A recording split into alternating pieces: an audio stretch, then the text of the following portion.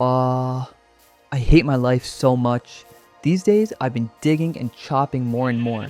Not because I love it, but because I need to terraform my world so I can build my house and other things. Well, let's do it again. But wait, while I play Minecraft, I'll read some Reddit stories so you can focus on your work while this video plays. Okay, first one. This story comes from a 30-year-old woman whose wedding was destroyed by a confession she never saw coming. And the fallout changed multiple lives forever. She'd been with her fiance, let's call him Marcus, for 5 years. They met in grad school, fell in love fast, and everyone said they were the perfect couple. Marcus was charming, successful, and came from a tight-knit family.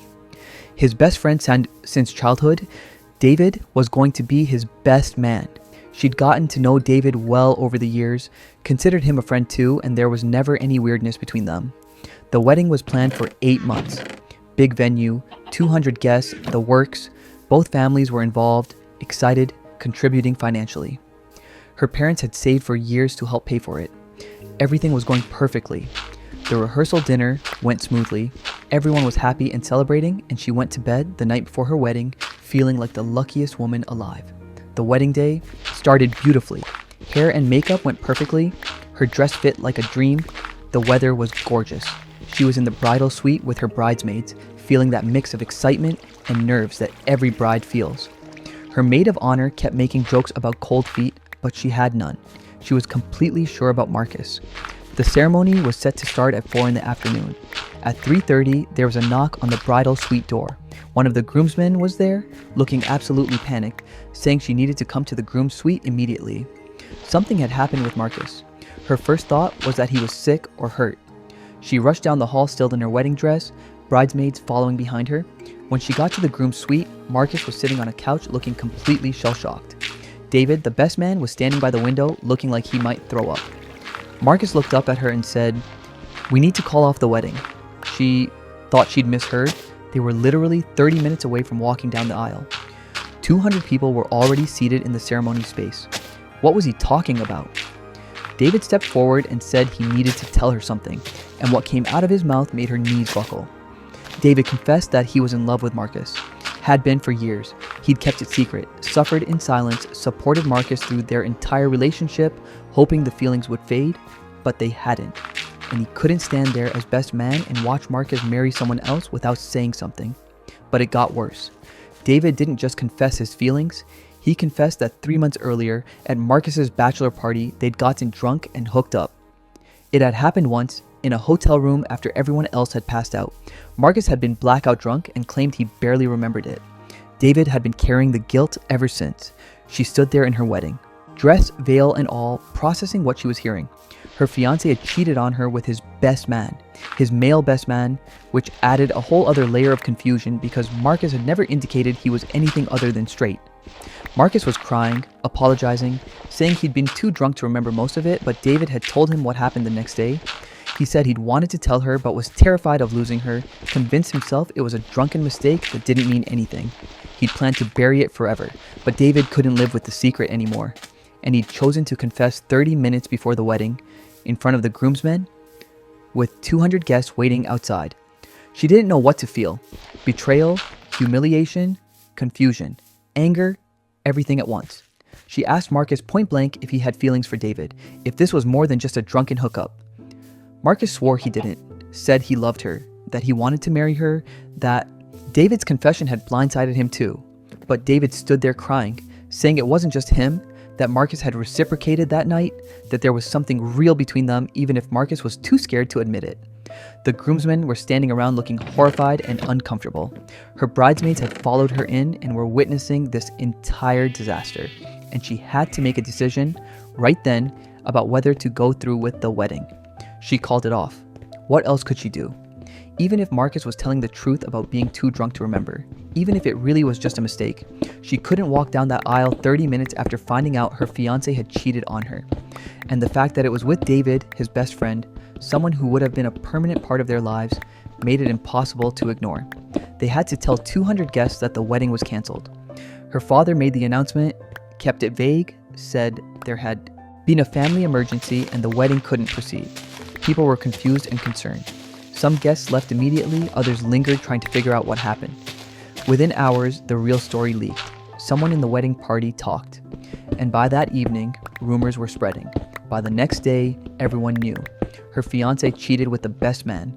The best man was in love with the groom. The whole thing was a disaster. The financial loss was enormous. The venue wouldn't refund anything since it was day of cancellation. The catering, the flowers, the photographer, all of it had been paid for and was non-refundable. Her parents lost nearly $40,000. Marcus's family had contributed to and lost a similar amount, but the emotional damage was worse. Her relationship with Marcus was over immediately. She couldn't get past it. Even if the physical act had been a one-time drunken mistake, the lying for 3 months was unforgivable, and she couldn't stop. Thinking about David's confession that Marcus had reciprocated, that there might be something more there than Marcus was admitting. Marcus tried to win her back for weeks. He cut off David completely, said David had taken advantage of him when he was drunk, that David's confession was a manipulative attempt to sabotage their relationship. He begged for another chance, said they could go to counseling, work through it. But she couldn't. Every time she looked at him, she saw him with David. And she kept wondering if Marcus was being honest about his sexuality or if he'd been repressing something all along and she'd been the beard without knowing it. David disappeared from their social circle entirely. Mutual friends took sides. Most sided with her and Marcus against David, painting him as the villain who'd sabotaged the wedding with his selfish confession. But some people pointed out that David had been honest about something Marcus had been hiding, and maybe his timing was terrible. But at least she found out before legally binding herself to Marcus. The whole friend group imploded. People who'd known each other for years stopped speaking. Marcus's family blamed David entirely, said he'd ruined their son's life with his confession. Her family was just heartbroken watching her go through it. Now, 2 years later, she's still single. She's dated casually, but hasn't been able to trust anyone enough for a serious relationship. The experience left her with deep trust issues and a cynicism about love that she hates but can't shake. She heard through mutual friends that Marcus eventually came out as bisexual about a year after their canceled wedding. He's apparently in therapy working through his sexuality and the guilt of what happened. He's not with David, according to what she's heard, but the confession and the fallout forced Marcus to confront things about himself he'd been repressing. Part of her wonders if she'd married Marcus, how long it would have taken for the truth to come out. Would they have been married for years before his sexuality became something he couldn't ignore anymore? Would she have wasted even more of her life? But mostly, she just thinks about standing in that groom's suite in her wedding dress, veil on, makeup perfect, ready to get married and having her entire future collapse in the span of 10 minutes. She thinks about the 200 people who traveled to celebrate with them, the money her parents lost, the humiliation of everyone knowing what happened. David's confession might have saved her from marrying someone who wasn't being fully honest with her or himself, but the way it happened, the timing, the public nature of it, destroyed what should have been the happiest day of her life and left scars that still haven't fully healed. This one comes from a 28-year-old man whose wedding was interrupted by an objection that revealed a secret he never knew existed. And the revelation destroyed his relationship with his entire family. He was marrying his girlfriend of 4 years, Sarah. They'd met at work, dated for a while, moved in together, and the proposal was a natural next step. Both families seemed happy about the wedding. His parents loved Sarah, her parents loved him. Everything seemed perfect. The wedding was at a nice venue, about 150 guests, traditional ceremony. They'd written their own vows, hired a great photographer, and put a lot of thought into making it a meaningful day. His brother was his best man. Sarah's sister was her maid of honor. Classic setup. The ceremony was going beautifully. They'd exchanged vows, and the officiant got to that part everyone knows from movies. If anyone objects to this union, speak now or forever hold your peace. It's usually just a formality. No one ever actually objects, but his uncle, his father's younger brother, stood up and said, "I object." At first, people laughed nervously. They thought it was a joke, some kind of planned bit for entertainment. His uncle was known for being a jokester, always the life of the party. But his uncle's face was dead serious. The officiant, clearly thrown off, asked if this was a genuine objection.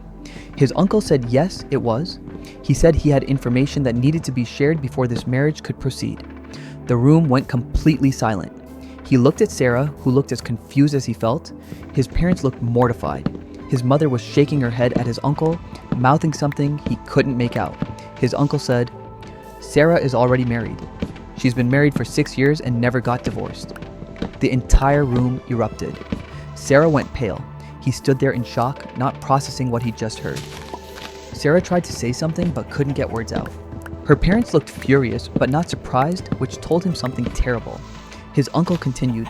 He said he'd found out by accident a few weeks ago when he was doing some legal work for an unrelated matter, and Sarah's name had come up in a database search. He'd seen an active marriage license from 6 years ago, did some digging, and confirmed that Sarah had gotten married young to someone else and the marriage was never legally dissolved. Sarah finally found her voice and admitted it was true. She'd gotten married at 22 to a guy she barely knew, one of those impulsive Vegas weddings that happened after too much drinking. The relationship fell apart immediately. The guy disappeared and she just assumed they could ignore it and it would go away somehow. She never filed for divorce because she didn't know how to find him and thought it was too complicated. When she met him, she'd convinced herself the Vegas marriage didn't count, that it was a mistake she could pretend never happened. She'd meant to handle it, meant to file for divorce, but kept putting it off. And then years passed and telling him became impossible because how do you admit something like that after years of lying by omission?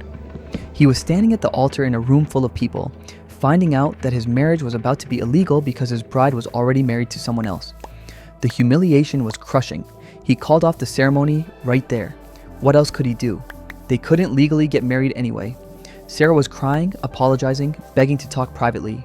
Her parents were trying to do damage control, saying it was just paperwork. It could be fixed.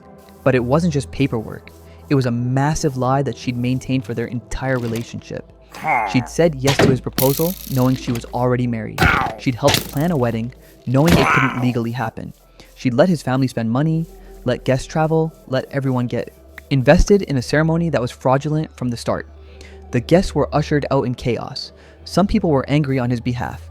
Others felt bad for Sarah, said it was clearly a mistake she'd been too scared to address. The photographer actually asked if they still wanted pictures, which would have been funny if it wasn't so awful.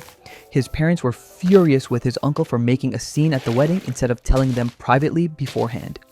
His uncle defended himself, said he'd tried to tell his father a week earlier and his father had told him to stay out of it, that it would be handled quietly.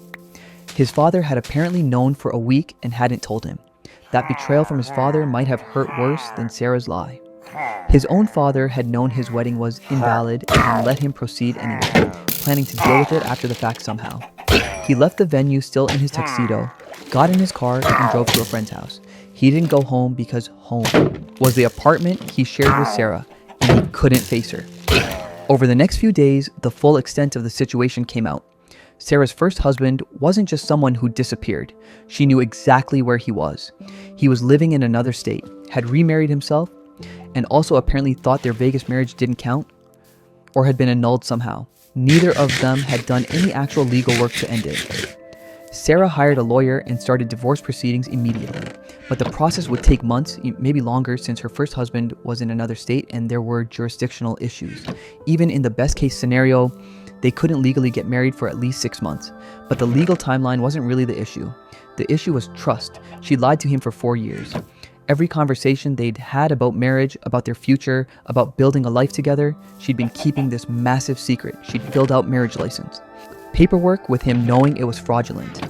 She'd stood at the altar ready to commit what was essentially marriage fraud. He moved out of their apartment within a week, stayed with friends while he figured out his next steps. Sarah kept calling, texting, begging for a chance to explain. Her explanation was always the same. She'd made a stupid mistake young, had been too scared and embarrassed to deal with it, and the longer she waited, the harder it became to tell him. He understood the logic of how it happened, but understanding didn't equal forgiving. She'd had hundreds of opportunities to tell him the truth. When they first started dating, when things got serious, when he proposed, when they applied for the marriage license. She'd chosen deception every single time. His family was divided. His mother thought he should give Sarah another chance once the divorce was finalized, said everyone makes mistakes and Sarah clearly loved him. His father, who'd apparently been planning to help Sarah file for a quiet divorce after the wedding and just pretend the ceremony had been legal, thought he was overreacting. His uncle, the one who'd objected, was the only one he could talk to without feeling gaslit. His uncle said he'd struggled with whether to speak up, but ultimately couldn't let him enter a fraudulent marriage. His uncle had lost relationships with other family members over it, but stood by his decision. The financial loss was significant. The venue, the catering, the flowers, the band, all non-refundable. Between his family and Sarah's family, about $60,000 had been spent on a wedding that didn't happen. Sarah offered to pay back his family's portion, but it was money she didn't have. The debt just became another point of bitterness. What made it worse was the social fallout. Everyone they knew had an opinion. Some people thought Sarah had made an understandable mistake and he was being unforgiving. Others thought what she did was unforgivable and he dodged a bullet. Their mutual friend group completely fractured. He also had to deal with the emotional whiplash. One day he was getting married to the love of his life. The next day he was single.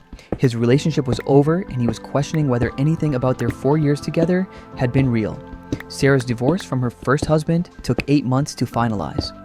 During that time, she kept reaching out, asking if they could try again once it was done. She said they could have a small private ceremony, just them and an officiant, make it legal and real. She promised no more secrets, complete honesty from then on. But he couldn't do it. Every time he thought about forgiving her, he'd remember standing at that altar, hearing his uncle's objection, seeing her face when the truth came out. The humiliation was too deep. The betrayal was too fundamental. Now, 3 years later, he's in a new relationship with someone else. Someone he's been almost paranoid about vetting, asking invasive questions early on, making sure there are no hidden marriages or major secrets. His new girlfriend has been patient with his trust issues, but he knows it's not fair to her that she has to pay for Sarah's mistakes. Sarah is apparently single, according to mutual friends. She's moved to a different city, started over somewhere new. He heard she's been in therapy dealing with the guilt and the pattern of avoidance that led to the whole situation. He doesn't hate her. He understands she wasn't malicious, just terrified and avoidant. But understanding doesn't mean he could rebuild a relationship with her. The wedding day disaster destroyed any chance of that. His relationship with his father is still strained. He can't fully forgive his father for knowing about Sarah's secret marriage and not telling him. His father claims he was trying to protect him from unnecessary stress, that he'd planned to make sure everything was handled properly after the ceremony, but it still feels like a betrayal. The only good thing that came from it is a closer relationship with his uncle. They have dinner regularly now, and his uncle has become someone he trusts completely, one of the few people who he knows will tell him hard truths even when it's uncomfortable. But he still has nightmares sometimes about that moment. Standing at the altar, hearing the objection, watching his future collapse in front of 150 people. The worst day of his life when it was supposed to be the best. This story comes from a 32-year-old woman whose sister announced her pregnancy during the wedding reception in a way that turned celebration into chaos and destroyed their relationship forever. She'd been planning her wedding for over a year. She and her fiancé wanted something elegant but personal, and they'd put a lot of thought into every detail. Her younger sister, Jenna, was her maid of honor. They'd always been close despite a 3-year age gap, and she was excited to have Jenna by her side on her big day. The ceremony went perfectly. Beautiful weather, emotional vows, happy tears from family. The reception was at a nice venue with dinner, dancing, speeches, everything you'd expect. She was having the time of her life, dancing with her new husband, celebrating with friends and family. The speeches were scheduled for after dinner. Her father gave a touching speech about watching his daughter grow up. Her new mother-in-law gave a sweet speech welcoming her to the family. Then it was Jenna's turn as maid of honor. Jenna started with the typical maid of honor stuff. Funny childhood stories, talking about their bond as sisters, how happy she was to see her with someone who loved her. It was sweet and everyone was enjoying it. Then Jenna said, "And I have some news to share that makes this day even more special." She thought maybe Jenna was going to announce an engagement or something, but what Jenna said was, "I'm pregnant. You're going to be an aunt." The room erupted in cheers and congratulations. People rushed to hug Jenna. Her parents were crying with joy, and she stood there in her wedding dress, feeling like she'd been punched in the stomach. Jenna had hijacked her wedding reception to announce her pregnancy. The attention immediately shifted from the bride and groom to Jenna. People were asking about her due date, whether she knew the gender, how she was feeling. The rest of the reception became about Jenna's pregnancy instead of the wedding. She tried to be gracious. She hugged Jenna, said congratulations, tried to smile through it, but inside she was furious. This was her wedding day, the one day that was supposed to be about her and her husband, and Jenna had made it about herself. After the reception, when they were back in the hotel room, she broke down crying.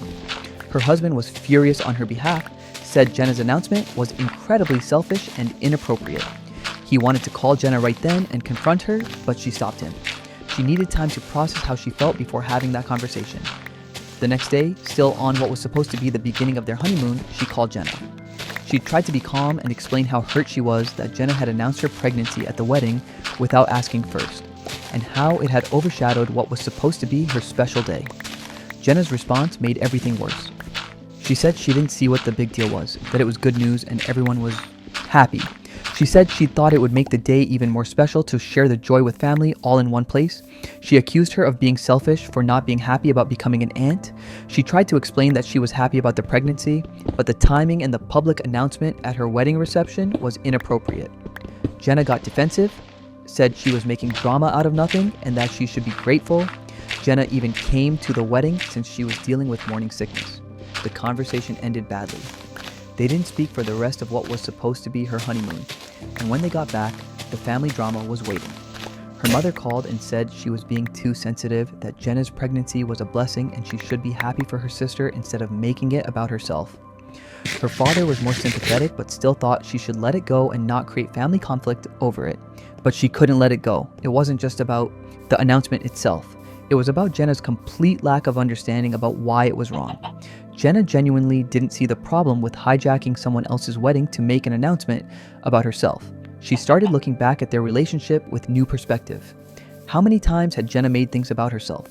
How many of her moments had been overshadowed by Jenna's drama or news or problems? Their high school graduation, where Jenna had gotten in a huge fight with her boyfriend and caused a scene. Her college acceptance party, where Jenna announced she was dropping out of school. Her engagement party, where Jenna had brought a new boyfriend no one had met and spent the whole time making out with him in the corner. There was a pattern she'd been ignoring because Jenna was her sister and she loved her, but this wedding incident was the final straw. She told Jenna they needed space. Jenna acted like she was being ridiculous, said she was hormonal and overreacting. That comment made things even worse. She wasn't being hormonal, she was being rightfully angry about a boundary violation. The family pressure was intense. Her mother especially kept pushing her to make up with Jenna, saying family was more important than grudges, that she'd regret missing out on her niece or nephew's life over something so petty. But it wasn't petty, it was about respect and boundaries and whether Jenna would ever acknowledge that what she did was wrong. Jenna had her baby, a girl, and she sent a gift and a card but didn't attend the baby shower or visit the hospital. Her family was disappointed and made sure she knew it. Her mother said she was being cruel, that Jenna needed support as a new mother, that she was prioritizing her hurt feelings over family. Her husband supported her decision to maintain distance from Jenna. He'd seen the pattern too, seen how Jenna made everything about herself and their family enabled it. He said she had every right to protect her peace and set boundaries with people who didn't respect her. About 6 months after the baby was born, Jenna reached out and apologized. Sort of. She said she was sorry that the pregnancy announcement had upset her, but she still didn't think it was that big a deal. It was one of those non-apology apologies where someone says they're sorry you felt that way, not sorry for what they did. She tried to explain one more time why it mattered. That weddings cost tens of thousands of dollars, that guests traveled and dressed up and brought gifts specifically to celebrate the couple. That making a major life announcement during someone else's wedding reception was universally understood to be inappropriate. Jenna said she got it but thought family was different, that sharing joy together was what family did.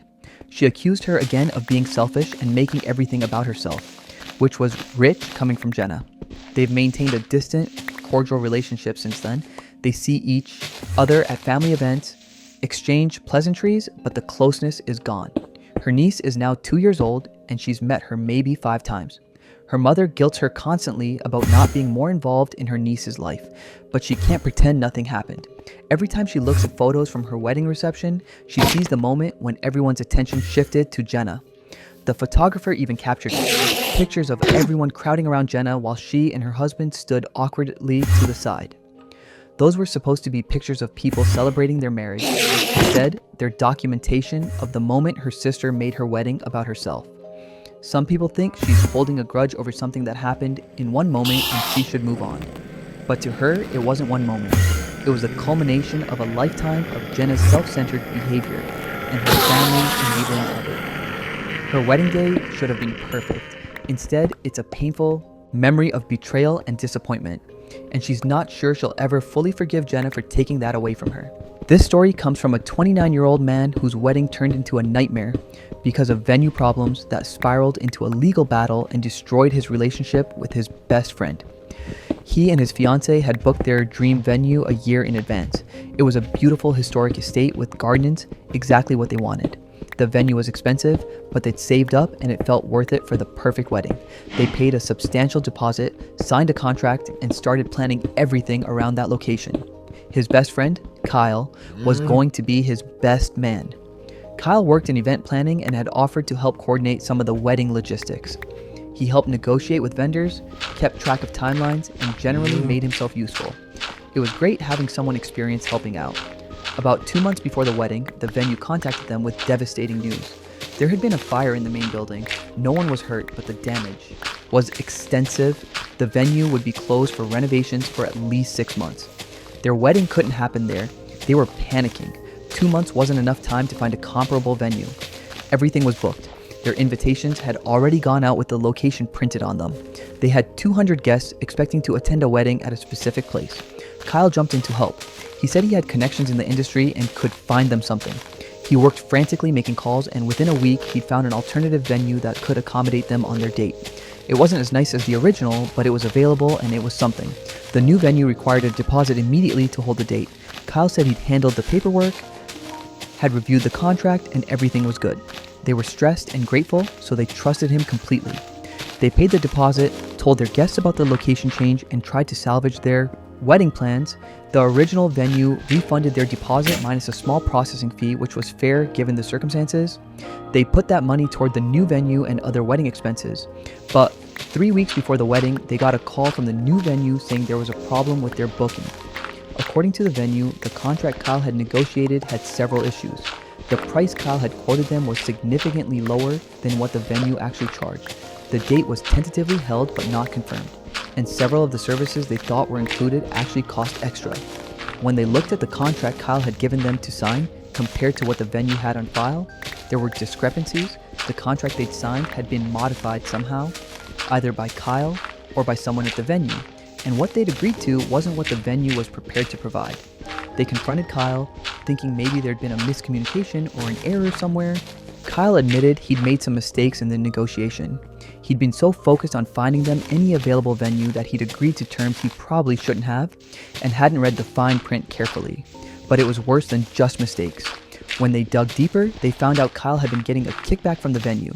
The venue apparently paid commissions to event planners who brought them business, and Kyle had been negotiating this wedding partially to earn that commission. That's why he'd been so eager to help, so quick to find a solution. The conflict of interest was bad enough, but Kyle had also apparently inflated what the venue was offering, promising them things the venue never agreed to, so they'd accept the booking quickly and he'd secure his commission. They were furious and betrayed. Their best friend had used their wedding as a way to make money and had lied about the terms of the venue contract. Now, they were 3 weeks from their wedding with a venue that was demanding significantly more money than they'd budgeted for or threatening to cancel. They tried to negotiate with the venue, showed them the contract Kyle had given them, but the venue said that contract wasn't valid because Kyle didn't have the authority to offer those terms. The venue was sympathetic but firm. Either they paid the actual price or the booking was canceled. They couldn't pay the actual price. The difference was over $15,000 they didn't have. And it was too late to find another venue. They were stuck. They ended up having to drastically downsize their wedding. They found a restaurant that could accommodate about 50 people on short notice, called the majority of their guests to uninvite them, and threw together a much smaller ceremony than they'd planned. The humiliation of calling people to uninvite them was crushing. They'd already sent out invitations, people had booked hotels and flights, and now they had to tell most of them not to come. Some people were understanding. Others were angry about the wasted expense and last-minute change. The wedding itself was fine, but it wasn't what they'd planned or dreamed of. It felt like a consolation prize instead of a celebration. Their friendship with Kyle was destroyed. Kyle apologized, but also tried to defend himself, saying he'd been trying to help and things just went wrong. He admitted the commission was a conflict of interest, but said it was standard practice in the industry. He claimed the venue had changed terms on him after he'd negotiated, which they couldn't verify.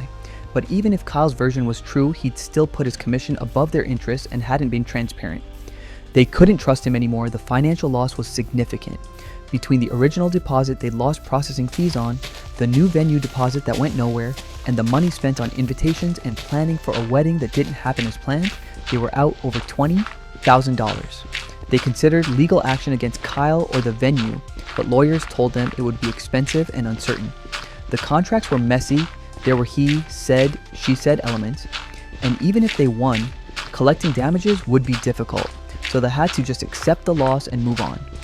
Their wedding day, which should have been joyful, was overshadowed by stress, anger, and disappointment. The photos from their small restaurant wedding were nice, but they weren't the garden wedding photos they'd imagined. Kyle tried to maintain contact for a while, but they eventually cut him off completely. Some of their mutual friends thought they were being too harsh, that Kyle had made mistakes but not maliciously. Others agreed that what Kyle did was unforgivable. Now, 4 years later, they're happily married and have mostly moved past the disaster. But they still feel a pang of sadness when they look at their wedding photos, knowing what that day was supposed to be versus what it ended up being. And they learned a hard lesson about mixing friendship with business and about trusting people with important things without verifying everything themselves. This story comes from a 34-year-old woman whose mother-in-law gave a speech at her wedding that was so insulting and inappropriate that it caused a family rift that still hasn't healed 5 years later. She'd been with her husband, Tom, for 6 years before they got married. His mother had never been warm to her, but she'd assumed it was just typical mother-in-law, protective of her son stuff. Tom always defended his mother, said she just took time to warm up to people, that once she got to know her better, things would improve. The wedding planning was tense. Her future mother-in-law had opinions about everything and wanted to control major decisions. What colors they used, what food was served, what music was played, even what her dress looked like. She tried to be accommodating to keep the peace, but there were moments when her ML's criticism felt personal and cruel. Tom kept telling her to ignore it, that his mother just wanted the wedding to be perfect because she loved him so much. She tried to see it that way, but it felt more like his mother was trying to make the wedding about her own vision rather than what she and Tom wanted. The ceremony went fine. His mother looked annoyed during parts of it, particularly when she and Tom exchanged personal vows they'd written themselves. His mother had apparently wanted them to use traditional vows, thought the personal ones were too casual. The reception started well, dinner was served, people were having a good time. Then it was time for speeches. Her father gave a lovely speech. Tom's father gave a brief, sweet speech. Then Tom's mother stood up. She started okay, talking about Tom as a child, how proud she was of him, but then the tone shifted. She started talking about all the sacrifices she'd made raising Tom, how hard it had been, how she'd given up her career and her dreams to be a mother. Then she said, "I always knew Tom would find someone, eventually. I just hoped it would be someone who deserved him." The room went quiet. She felt her face go hot with humiliation. Tom's mother continued, "Tom has always been too kind, too willing to see the best in people. I've worried for years that someone would take advantage of his generous nature." She was directly implying that she, the bride, was not good enough for Tom and was taking advantage of him. In front of 200 wedding guests, Tom's mother went on, talking about all the qualities she'd hoped Tom's future wife would have: intelligence, ambition, good family background, grace. She listed these qualities pointedly, and everyone in the room could tell she was implying the bride lacked them. She looked at Tom, expecting him to intervene to stop his mother, but Tom just sat there, looking uncomfortable but not saying anything. That might have hurt worse than the speech itself. Finally, her own father stood up and politely but firmly said, "Thank you for those words, but I think we've heard enough." He essentially cut Tom's mother off mid-speech and transitioned to a toast to the newlyweds. The damage was done though. Everyone had witnessed the insult. Her family was outraged on her behalf. Tom's family looked mortified. The rest of the reception was awkward and tense. People didn't know what to say to her. Some tried to offer comfort. But what do you say when someone's mother-in-law publicly insults them at their own wedding? After the reception, back in the hotel room, she and Tom had their first major fight as a married couple. She was devastated and humiliated, and Tom's response was to defend his mother. He said his mother was just emotional, that she didn't mean it the way it sounded, that she was processing the difficulty of her son getting married. She couldn't believe what she was hearing. Tom's mother had essentially called her unworthy in front of everyone they knew, and Tom was making excuses for her. They barely spoke for the first 2 days of their honeymoon. When they finally talked about it properly, Tom admitted his mother had been inappropriate, but said making a big deal about it would only make things worse. He wanted her to let it go, move past it, not create ongoing family drama. But how could she let it go? Every time she thought about her wedding, she'd remember that speech. The photographer had captured her face during the speech, the moment when she realized what was happening, and that photo would exist forever as documentation of her humiliation. She demanded that Tom confront his mother and get an apology. Tom resisted for weeks, said it would just make his mother defensive, that it was better to let it fade, but she refused to let it go. This was a boundary issue. If Tom couldn't stand up to his mother now, what would their marriage look like? Tom eventually called his mother. According to him, she denied that her speech was inappropriate, said she was just being honest about her feelings, and that if she was offended, maybe there was some truth to what was said. His mother refused to apologize. That's when she realized she had a bigger problem than just a rude mother-in-law. She had a husband who wouldn't defend her against his mother's cruelty. She told Tom she wouldn't attend family events where his mother was present until she got a genuine apology. Tom thought she was being unreasonable, creating an ultimatum that would force him to choose between his wife and his mother. But from her perspective, he'd already chosen. By not stopping the speech, by making excuses afterward, by not demanding his mother apologize, he'd chosen his mother. They went to marriage counseling 3 months into their marriage. The therapist helped Tom see that his mother's behavior was abusive and that his enabling of it was damaging their marriage. Tom started setting boundaries with his mother, which his mother did not take well. His mother blamed her for turning Tom against his family. She told relatives that the bride was controlling and manipulative, that she'd driven a wedge between Tom and his mother. Tom's extended family took sides. Some understood and supported them. Others thought she was being overdramatic about a speech. The family split became permanent. She never got an apology from Tom's mother. She and Tom's mother haven't spoken directly in 5 years. They've seen each other at a few family events, maintained icy silence, and left as quickly as possible. Tom's relationship with his mother is now strained and distant. He sees her a few times a year, usually without his wife present. His mother has apparently told people she's been cut off from her son because of his terrible wife. They have a 2-year-old daughter now, and the grandparent situation is complicated. Her parents are very involved and loving grandparents. Tom's mother has met their daughter exactly twice, both times briefly and awkwardly.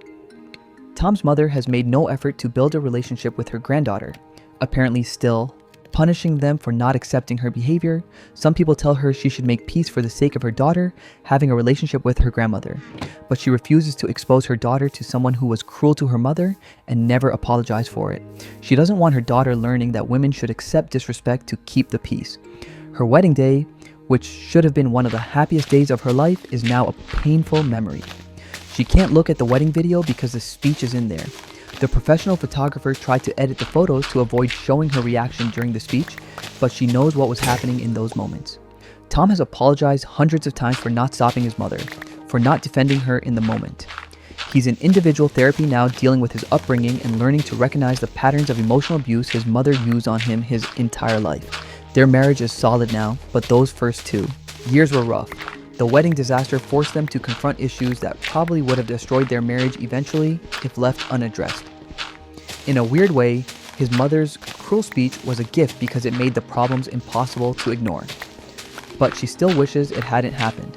Wishes her wedding day could have just been joyful and uncomplicated. 5 years later, she's made peace with most of it. But she still feels a flash of anger when she thinks about that speech, about standing there in her wedding dress, being publicly humiliated while her new husband sat silent. This final story comes from a 31-year-old woman whose fiancé disappeared on their wedding day, and what she discovered about why he left was worse than anything she could have imagined. She'd been with her fiancé, Brian, for 7 years. They'd met in college, dated through their 20s, and the relationship felt stable and solid. Brian proposed on their 7th anniversary, and she was thrilled. They'd been together long enough that marriage felt like a natural next step. The wedding planning took about a year. Everything went smoothly. Brian was involved and enthusiastic, helped pick the venue, tasted cakes with her, gave input on the guest list. There were no red flags that she noticed. He seemed happy and excited about getting married. The wedding was planned for a Saturday afternoon in June. Beautiful outdoor ceremony, reception in a nearby ballroom, about 180 guests. Her family had traveled from across the country. Brian's family was there, friends they'd known for years were celebrating with them. The morning of the wedding, she was at the venue getting ready with her bridesmaids. Brian was supposed to be getting ready at a hotel nearby with his groomsmen. Everything was on schedule. Hair and makeup done, dress on, photos taken. She was ready to get married. 30 minutes before the ceremony was supposed to start, Brian's best man knocked on the bridal suite door. He looked panicked. He said Brian was gone. They'd all been getting ready. Brian had said he needed to run to his car for something, and he never came back. His car was gone from the parking lot. At first, they thought maybe he'd had a last-minute errand, forgotten something important, but he wasn't answering his phone. 20 minutes before the ceremony, still no Brian. 10 minutes before, still nothing. Guests were seated, waiting. The officiant was standing at the altar. The string quartet was playing, and there was no groom. She was in the bridal suite in her wedding dress, calling Brian's phone over and over, getting voicemail every time. Her bridesmaids were calling his groomsmen, asking if anyone knew where he was. His family was calling him. Nothing. They delayed the ceremony by 30 minutes, hoping he'd show up with some explanation. Traffic, car trouble, something. But as the minutes ticked by, it became clear this wasn't a delay. Brian wasn't coming. Her father eventually had to go out and tell the guests that the wedding was being postponed, that they were having a family emergency. Most guests understood something serious was wrong and left quietly. Some closer friends and family stayed, trying to help figure out what was happening. She was in shock. This couldn't be real. Brian wouldn't just leave. Something must have happened to him. Maybe he was in an accident. Maybe he was hurt somewhere. The rational part of her brain knew that his car being gone suggested he'd left intentionally, but she couldn't accept it. Brian's parents were mortified and confused, said Brian had seemed fine that morning, hadn't expressed any doubts or concerns. His best man said Brian had been quiet, but attributed it to normal wedding day nerves. Hours passed, still no word from Brian. She went home to the apartment they shared, still in her wedding dress, and waited. His family went to his parents' house, thinking maybe he'd go there. Friends spread out looking for him. It was like he'd vanished. Finally, around midnight, Brian sent a text. Not a call, a text. It said, "I'm sorry, I can't do this. I need time to think. Please don't try to contact me." That was it. No explanation, no real apology, just a cold text after leaving her at the altar in front of everyone they knew. The next few days were a blur of humiliation and confusion. She had to deal with canceling the honeymoon, returning wedding gifts, fielding questions from concerned friends and family. Everyone wanted to know what happened, and she had no answers. Brian's family was as confused as she was. They contacted him, and he told them the same thing. He needed time, he wasn't ready, he'd made a mistake. He refused to talk to her directly. A week after the wedding that never happened, one of Brian's groomsmen reached out to her. He said he thought she deserved to know the truth, even though Brian had sworn everyone to secrecy. According to the groomsmen, Brian had confided the night before the wedding that he wasn't sure he wanted to get married. Not that he didn't love her, but that he wasn't sure he wanted to be married at all. He'd been having panic attacks about it for weeks, but hadn't told anyone because the wedding plans were so far along, and he didn't want to disappoint everyone. The morning of the wedding, apparently, Brian had a complete breakdown. He'd convinced himself that if he went through with the wedding, he'd be trapped forever in a life he wasn't sure he wanted. So he ran. Literally got in his car and drove away, left his phone behind at the hotel and disappeared. But there was more. The groomsmen hesitated, then told her something worse. Brian had been having doubts, not just about marriage, but about her specifically. He'd apparently told his best man a few months earlier that he wondered if there was someone better out there, if he was settling by marrying his college girlfriend without experiencing more of life first. Brian had never communicated any of this to her. For months while they planned the wedding, picked out rings, registered for gifts, he'd been having these doubts and said nothing. The groomsmen felt guilty being part of keeping Brian's secret and thought she deserved to know the whole truth. She appreciated the honesty, but it made everything hurt worse. Brian hadn't just gotten cold feet, he'd been questioning their entire relationship and had been too cowardly to tell her. Brian eventually resurfaced about 3 weeks later. He'd been staying with a friend in another state, apparently having some kind of quarter-life crisis. He wanted to talk, to explain himself. They met at a neutral location, a coffee shop. Brian looked terrible, like he hadn't slept in weeks. He apologized for leaving, said he'd panicked, that he'd realized the morning of the wedding that he wasn't ready to be married.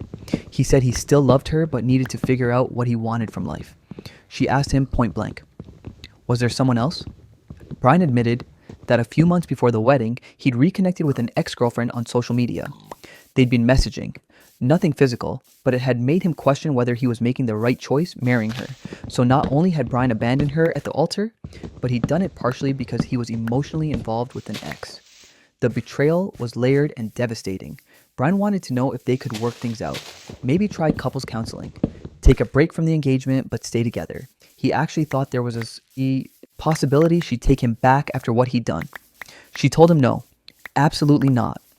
What he'd done was unforgivable. If he'd had doubts, he should have told her months earlier. They could have called off the wedding, ended the engagement, dealt with it like adults. Instead, he'd let her plan a wedding, let both families spend money, invited 200 people, and then ran away like a coward. The humiliation of being left at the altar was something she'd carry forever. Everyone she knew had witnessed it. It would be part of her story for the rest of her life. And Brian had done that to her because he was too scared and selfish to have an honest conversation. Brian tried to argue, said he'd been confused and scared, that people make mistakes. She pointed out that this wasn't a mistake.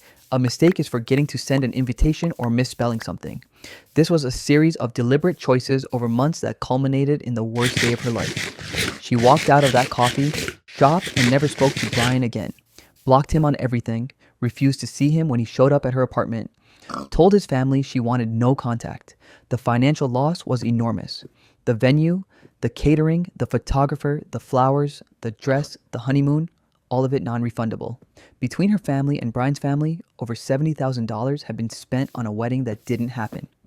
Brian's parents offered to pay back her family's portion, said they felt responsible somehow. Her parents declined, said it wasn't their fault their son was a coward. The money was just gone, but the emotional damage was worse than the financial loss. She'd been planning a future with Brian.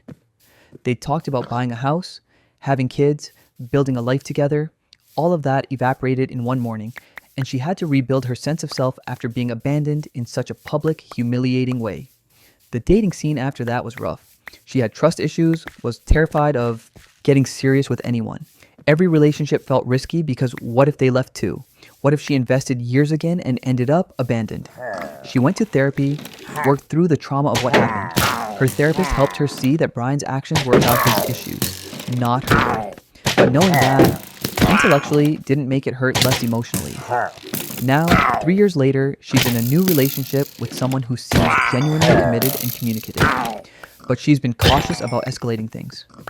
When her boyfriend mentioned marriage recently, she had a panic attack. The idea of planning another wedding, standing in another white dress, trusting someone to show up, it terrifies her. She heard through mutual friends that Brian ended up dating that ex-girlfriend he'd been messaging. They were together for about 8 months before that fell apart. Brian is apparently single now and has expressed regret about how things ended, but she doesn't care. Whatever happens in his life is no longer her concern. Her wedding day, or what was supposed to be her wedding day, is a date she dreads every year. June still feels cursed to her. She can't look at wedding photos of other people without feeling anxious. The sound of wedding music makes her feel sick. Brian destroyed what should have been the happiest day of her life and left her with trauma that still affects her years later. If he'd just been honest about his doubts, if he'd called off the wedding even a week before, it would have been painful, but manageable. Instead, he took the coward's way out and left her standing in a wedding dress waiting for a groom who never showed up. She's healing, slowly, but some scars don't fully fade, and the nightmare of that day will be with her forever. Okay, so these are the 6 stories for today. I hope you enjoyed them, and feel free to share your thoughts in the comments. See ya, peace.